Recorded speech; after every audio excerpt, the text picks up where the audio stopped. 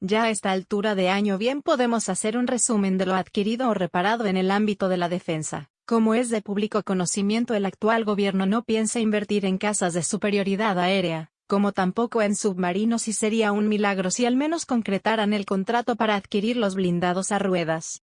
En cuanto a FADEA, otra vez volvió a ser la fábrica que no fabrica. Solamente entregó allá por abril un IA-63 Pampa 3 a la Fuerza Aérea Argentina. También entregó algunos componentes para el programa brasileño del C-390.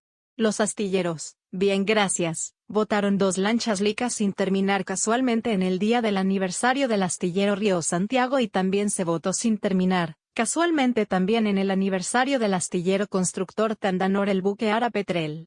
Con el bendito Fondef, que es lo único que el impresentable ministro de Defensa puede alardear en cada discurso que le toca, se compraron innumerables vehículos de transporte terrestre, 12 Aken usados, 3 Hurón también usados, la modernización de un Tucano, indumentaria, armas livianas, y un número no determinado pero seguro muy insuficiente de sistema de defensa antiaérea de corto alcance SAP.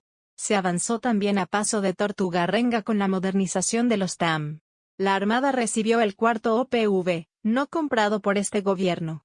Se implementaron radares para detección de vuelos clandestinos o no autorizados, siendo el más notorio el instalado en Río Grande.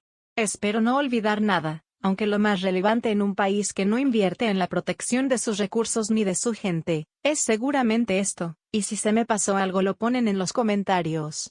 Esperemos que el próximo gobierno se ocupe un poco más, y mejor, de la defensa de un país de 47 millones de habitantes y con un extenso territorio bicontinental, porque los últimos nos están entregando a cualquier país que quiera saquear nuestras riquezas atados de pies y manos y con los pantalones bajos.